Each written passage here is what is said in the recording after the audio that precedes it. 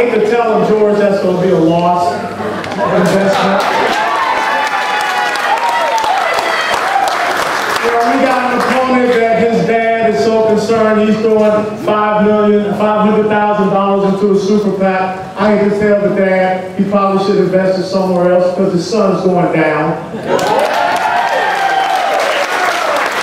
The most important thing is that on August the 14th, the reason why you all are here, it's your time to pick your team. It's your time to pick your team that's going to go into the arena to do the fight for you, to make sure that we restore constitutional conservative principles on November the 6th. Not just at the federal level, but at the local level, at the state level. So we can create a working synergy so we can get this country back on track. Economically, we can get this country back on track with having an energy security plan. We can get this country back on track as far as its national security. And most importantly, we can make sure that these two little fellows over here have an America that they can be proud of. That's the most important thing. Now, each and every one of you here know how dire the situation is in our country. You know that we're $16 trillion in debt. You know that we just recently went over $1 trillion as far as 4 straight years of $1 trillion plus deficits. You know the fact that the tax policies are not going to solve this country's problems. You know, we keep hearing about raising taxes. We heard Senator Patty Murray talk about if you don't raise taxes on a certain group of individuals in this country, we're willing to take this country off a fiscal cliff. That's the ideological difference that we have in the United States of America. People that believe they can use the tax code as a weapon for their own political gain, for their own political purposes, and they don't care about economically destroying this country. That's the evil that we face on the other side. And we have to have principled, pragmatic, courageous, and convicted individuals that will stand in the arena and say it as it is. Because if we don't, we are lying to the American people. And we're confusing ourselves about who we are and what we stand for. The bottom line is this. When Republicans stand on principles, Republicans win. When Republicans water down their principles, and when Republicans try to act like a mighty person on the other side, they lose. Because nobody can out-liberal a liberal. This is the bottom line. This is going to be a dogfight for your country. And if you're not willing to make that stand, then don't fool around with this. This is truly whether or not we're going to be that first generation that says we left less to our children and grandchildren than what was left for us. Because each and every one of us that are standing here today, and I know especially for me, we are here because we have parents that were dedicated to the fundamental values of this great nation. And in being dedicated to those fundamental values, they made sure that we had a life of success. And I don't care what the president says. This country was built on individual industrialism, entrepreneurship, ingenuity, innovation, the growth of the American citizen. And your success is your success. It does not belong to government. And that's what Thomas Jefferson talked about. He talked about unalienable rights that don't come from man, they don't come from government, so they cannot be taken away from by Barack Obama or by government. They come from God. They come from North Carolina.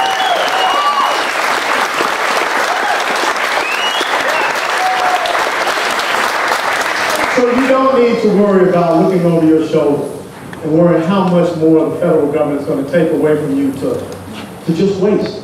But we're in a race. The race is where we find ourselves in America where there are more people economically dependent upon the federal government than more people out there producing. Because if that tip ever occurs, then it's over in this country. When you have more of a percentage that are wedded to government, then government will continue to promise more and more to people, all on the backs of those out there, such as yourself, that are working so hard to promote business, to promote growth, to hire Americans, but instead we find that the federal government would rather take your hard-earned taxpayer dollars and run advertisements for people to go on food stamps. That's the sad thing about what is going on. That's the sad thing about what just happened up here in Century Village. when everyone in the Palm Beach Post was talking about how great this fantastic crowd was. They didn't want to tell the American people that about 300 to 350 individuals will bust into Century Village, and 1,400 people who live in Century Village, they only gave out about 400 tickets for those people to come in and see. If we continue to live in an America where the liberal media is creating this Catherine the Great type of Potemkin village, where they're not telling the truth about what's happening in this country, why didn't the president go up and down U.S. Highway 1 to look at all those closed storefronts? Why didn't he go out and talk to each and every one of you about the stresses and the strains that the tax environment and the regulatory environment is putting on them? Why is it that the liberal media is not talking about the fact that just this past week in the House of Representatives, we passed the 7th of 12 appropriations bills? But yet we have Senator Harry Reid that says he's not going to work on any appropriations bills. We know it's been 3 years, they haven't worked on a budget. But yet what do we hear everyone talking about? Doggone Mitt Romney's tax records. I don't think anybody here is sitting at your dinner table talking about Mitt Romney's tax records. No, not at all. I think you're talking about what happens with our business. I think you're talking about the fact that gas prices are still 83% above where they were when the president came into office. I think you're talking about what's going to happen in my small business with the health care law. What's going to happen if insurance premiums continue to rise? What's going to happen if we continue to see, another 9 million Americans put on the poverty rolls, which has just happened in 3.5 years? That's what you're talking about. So this is my challenge to each and every one of us here in the Palm Beach GOP. And let me tell you the great thing. This is the first time I get to speak to you all, and I'm a resident of Palm Beach County.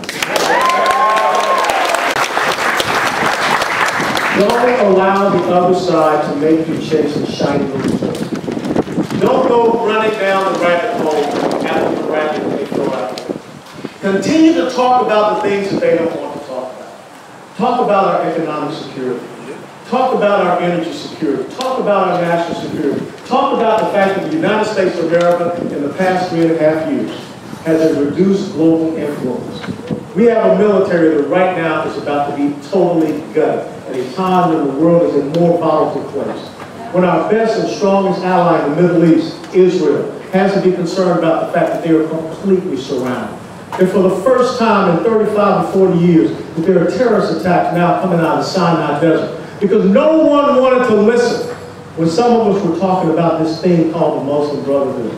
Everyone said, you're an alarmist. Don't worry about it. Even though they said they wouldn't run someone for president, yet they did. And that person won. And now we don't know what's going to happen with the Camp David Peace Accords. We don't know what's going to happen in Lebanon. We don't know what's going to continue to happen out of Gaza Strip. But we know one simple thing, that there is a target on our best ally, Israel. And so goes Israel, so goes the United States of America. Right.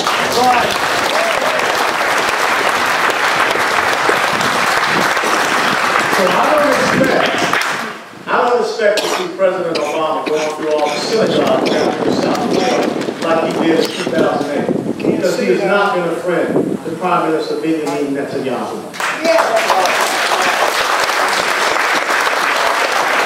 But when you leave today, you got to go out and tell the story. As I tell everyone, this is your challenge. Find 5 people that don't believe as you do, and get 3 to change their mind. All I'm asking for is 60%. At the University of Tennessee, that's a passing grade. That's why I'm here today. So I'm just asking you to, put yourself at University of Tennessee education standards. And get that 60%. And don't give up until you do. Because we have got to take this message everywhere. Don't be afraid to talk to your family and friends. Make it personal. Get them to understand that votes have consequences. Now, maybe you want to sit at home and be economically dependent to the federal government. And yes, absolutely right.